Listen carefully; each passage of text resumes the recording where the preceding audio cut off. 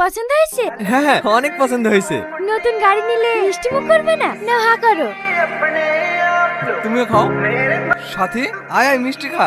না না, কেন তোর মিষ্টি খুব পছন্দ না? লেহা কর। বলছি তো খাবো না।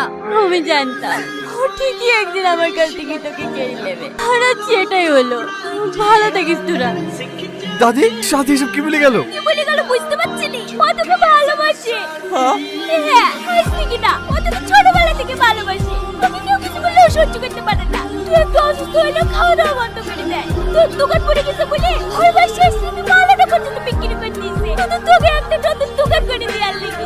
আর তুই এত কাছে থাকার পরে ভালোবাসার মানুষটাকে চিনতে পারিস নি।